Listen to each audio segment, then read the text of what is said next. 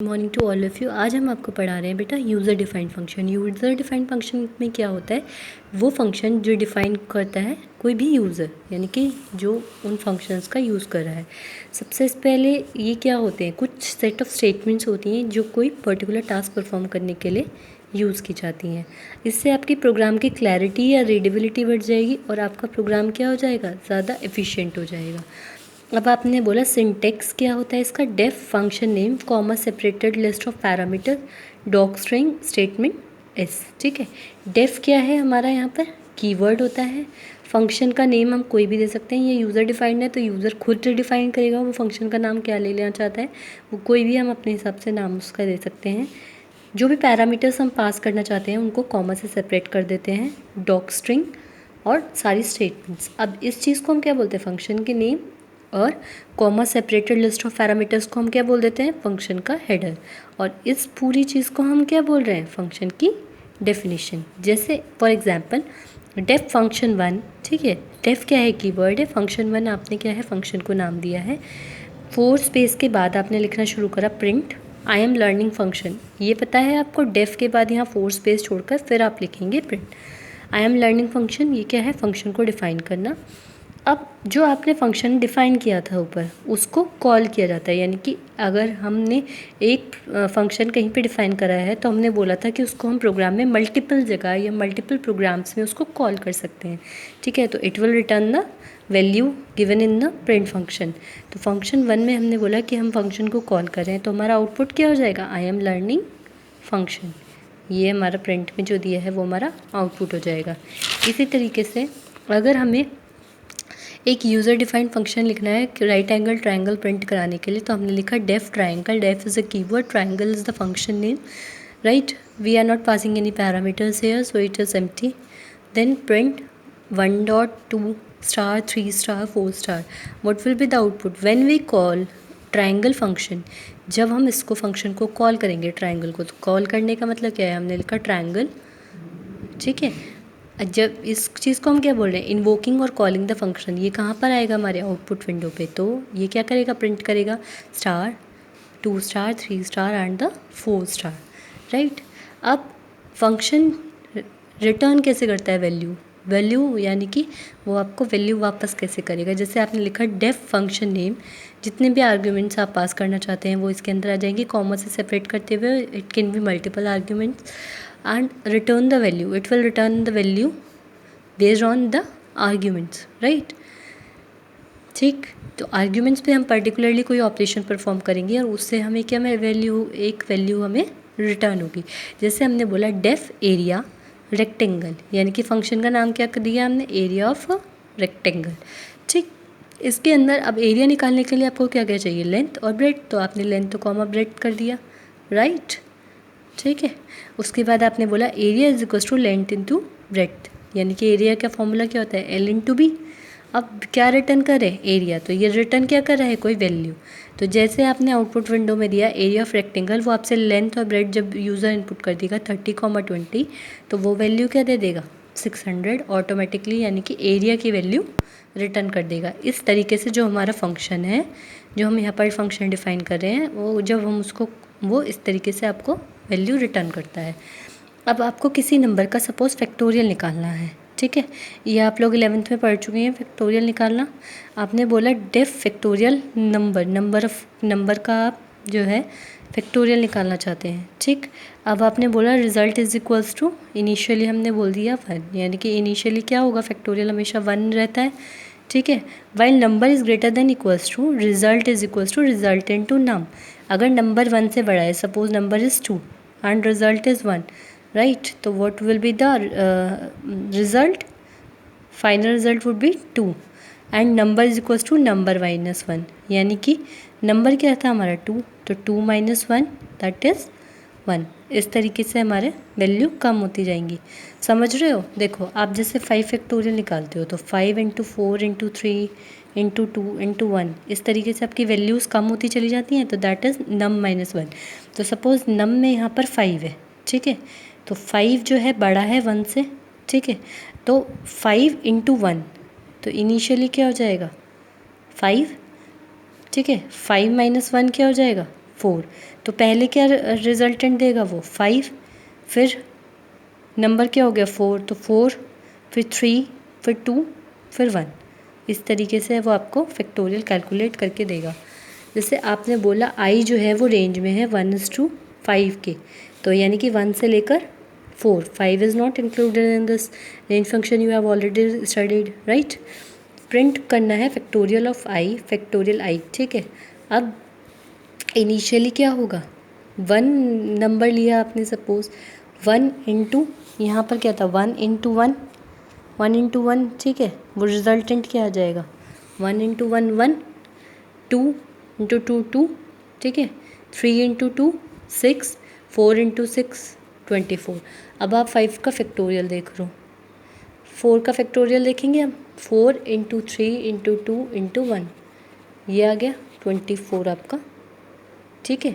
तो 4 का फैक्टोरियल क्या दिया इन्होंने 24। इसी तरीके से तो मल्टीप्लाई करते जाते हैं, 1 2 इंटू 1 2, 3 इंटू 2 6, 6 इंटू 4 24। समझ आ गया, ठीक है।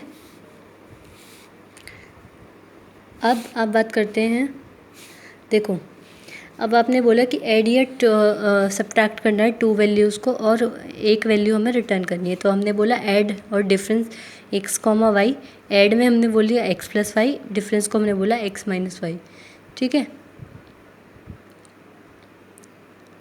ठीक, तो अब आपने बोला कि रिटर्न करें ऐड और डिफरेंस की वैल्यू, a, b को हमने बोल दिया ऐड डिफरेंस 200, 180।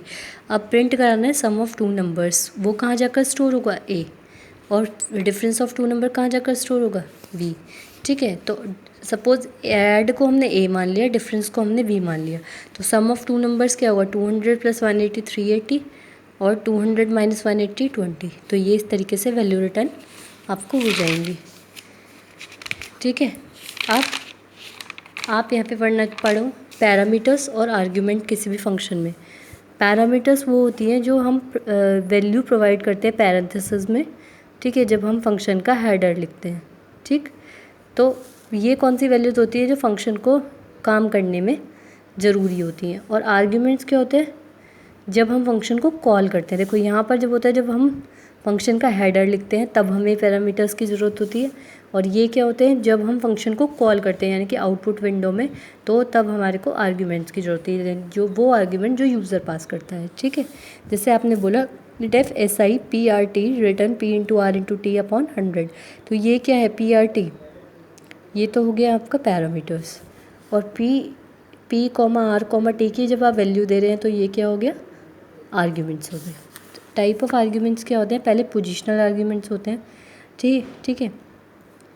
इसमें क्या होता है आर्ग्यूमेंट्स जो हम पास करते हैं फंक्शन में वो करेक्ट पोजिशनल ऑर्डर में करें, यानी कि वो उसी तरीके से कैलकुलेट करें जिसमें आपने जिस पोजीशन में आपने जो है अपना इनपुट दिया है, आपने यूज़र का इनपुट दिया है। जैसे आपने बोला डेफ सम a - b, यानी कि subtraction of print a - b, तो 100 - 200 करा तो -100, ठीक। डिफ़ॉल्ट आर्ग्यूमेंट्स क्या होते हैं, कई बार हम ऐसे करते हैं कि अपने जो पोजिशनल आर्ग्यूमेंट्स होते हैं उनके लिए कोई डिफ़ॉल्ट वैल्यू दे देते हैं, ठीक है। डिफ़ॉल्ट वैल्यू क्या है कि जैसे आपने बोला def greet message name = Geetu, hello name, good morning, greet message Vinay. तो ये क्या है डिफ़ॉल्ट आर्ग्यूमेंट आपने पास कर दिया, तो आपने फंक्शन हेडर में वैल्यू दी, ठीक है, और डिफ़ॉल्ट वैल्यू क्या पास कर दी विनय। तो अब ये क्या प्रिंट कर देगा hello Vinay good morning, hello Geetu good morning. Hello Geetu good morning क्यों, क्योंकि वो आपने फंक्शन हेडर में ऑलरेडी डिफ़ाइन करी थी, और ये क्या हो गई हमारी डिफ़ॉल्टेड वैल्यू, ठीक। अब बात करें कीवर्ड्स आर्ग्यूमेंट की। अगर एक फंक्शन है उसमें बहुत सारे पैरामीटर्स हैं और हम स्पेसिफाई करना चाहते हैं फंक्शन कॉल में कुछ पैरामीटर, ठीक है, तो आप उनकी वैल्यू कैसे प्रोवाइड कर सकते हो, उनका नाम को यूज़ करते हुए, ठीक है। यानी कि क्या है कीवर्ड आर्ग्यूमेंट वो है कि अगर कोई फंक्शन है जिसमें बहुत सारे पैरामीटर्स हैं और हम कोई स्पेसिफिक जो यूज़ करना चाहते हैं फंक्शन के कॉलिंग के टाइम पे, तो हम उनके क्या कर सकते हैं, उनकी वैल्यू को हम कॉल करा सकते हैं यूजिंग देयर नेम। जैसे आपने बोला def greet message name message print hello name message, ठीक है, greet name message name = Vinay message equals to good morning, ठीक है। Great message equals to good morning, name equals to Sonia, ठीक। तो अब इसमें क्या है देखो, इसमें ये किस तरीके से पास करेगा, हेलो विनय गुड मॉर्निंग, ठीक है। अब इसने क्या करा है, अपने तरीके से कॉल करना चाहा है इसको। कीवर्ड आर्ग्यूमेंट क्या है कि उनका नाम देते हुए, तो अब अगर मैंने बोल दिया कि हेलो सोनिया गुड मॉर्निंग, ठीक, तो हम पर्टिकुलर नाम दे सकते हैं, वही पर्टिकुलर मैसेज हमारे जो क्या हो जाएंगे, प्रिंट हो जाएंगे, ठीक। उनका नाम प्रोवाइड करा दें पैरामीटर्स का, तो वही प्रिंट होगा। स्कोप ऑफ वेरिएबल क्या होता है, स्कोप मतलब कहीं पे भी जहाँ वो स्कोप क्या होता है, जैसे सपोज़ हमने बोला कि एक बच्चे ने अभी 10th पास करी है, तो उसका स्कोप क्या है, या तो आर्ट्स या साइंस या कॉमर्स, ये स्कोप है, ठीक। या फिर वोकेशनल वो ले सकता है, ठीक। तो ये क्या है कि वो यहाँ पर दिखाई दे सकता है बच्चा, इनमें से किसी एक में एडमिशन ले सकता है। इसी तरीके से वेरिएबल का स्कोप क्या होता है, वो पार्ट प्रोग्राम का जहाँ पर वो विजिबल होगा, दिखाई देगा, ठीक है। इसमें क्या होता है, जितने भी करंट जो वेरिएबल्स या वैल्यूज़ यूज़ की जा रही हैं वो सब स्कोप के अंदर होती हैं। जैसे ग्लोबल मॉड्यूल है, ग्लोबल मॉड्यूल क्या करते हैं, नेम असाइन किया जाता है टॉप लेवल ऑफ मॉड्यूल पे, ठीक है। सबसे ऊपर जो है वहाँ पर आप फिर ग्लोबल फंक्शन को डिफ़ाइन करते हो, ठीक, और उसको डिक्लेयर किया जाता है कि वो ग्लोबल है, जैसे। और जो कि लोकल फंक्शन होता है, ये अभी देखो ग्लोबल फंक्शन जो है मैं अभी एग्जांपल के साथ बताऊंगी आप लोगों को। फिलहाल आप एक बार लोकल फंक्शन भी समझ लो, ठीक है। जो देखो जो बाहर डिक्लेयर किया जाता है, जैसे डेफिनेशन फंक्शन, डेफिनेशन के पहले जो डिक्लेयर किया जाता है वो ग्लोबल होता है, outside the function and with in the function in any kind of loop, ठीक है। यह फंक्शन डेफिनेशन के अंदर जो आता है वो क्या हो जाता है, लोकल फंक्शन, ठीक है। जैसे आपने बोला a इज इक्वल्स टू 2, तो ये क्या हो गया, ग्लोबल फंक्शन हो गया, बाहर हो गया। डेफ एफ एक्स, ठीक है, x क्या है, फंक्शन आर्ग्यूमेंट हो गया, तो क्या है, x जो है फंक्शन के अंदर है, मैंने बोला था जो चीज़ अंदर होगी फंक्शन के डेफिनेशन के वो लोकल होगी। इसी तरीके से y की वैल्यू साइन करिए, x प्लस है वो भी क्या है, y की वैल्यू भी लोकल है। अब रिटर्न करा y की वैल्यू जो कैलकुलेटेड वैल्यू है वो रिटर्न हो रही है, तो ये भी क्या चीज़ हो गई, लोकल हो गई। तो मेरे ख्याल से आप लोगों को ग्लोबल और लोकल में डिफरेंस समझ में आ गया होगा, ठीक है। अब हम इसका एक प्रोग्राम देख लेते हैं। जैसे आपने बोला डेफ हेलो, ठीक है, प्रिंट हेलो वर्ड, ठीक। अब आपने बोला def main print this is the main function hello. अब आपने यहाँ पर क्या किया, मेन फंक्शन को कॉल किया, जिसको आप पहले कॉल करेंगे, ठीक है। तो पहले वो क्या करेगा, मेन फंक्शन हमारा यहाँ पर है, तो मेन फंक्शन पहले कॉल किया तो मेन फंक्शन की वैल्यू पहले प्रिंट होगी, ठीक, this is the main function. अब उसके बाद ये क्या करेगा, डेफ हेलो की वैल्यू प्रिंट करेगा हेलो वर्ल्ड, ये क्या हो जाएगी, बाय डिफ़ॉल्ट हो जाएगी। यानी कि यहाँ पर क्या है, पहले लोकल वेरिएबल को बुलाया गया तो लोकल वेरिएबल पहले प्रिंट हो गया, फिर ग्लोबल को कॉल किया गया है तो ग्लोबल ऑटोमेटिकली प्रिंट हो जाएगा, ठीक। अब इसके साथ हम नेक्स्ट वीडियो में पढ़ेंगे कि रिकर्जन क्या होता है। आप लोग इतना पढ़ें, और कोई भी डाउट्स हो तो इन्फॉर्म मी, ठीक है। तब तक के लिए हैव अ गुड डे, ठीक, stay safe at home, goodbye, take care.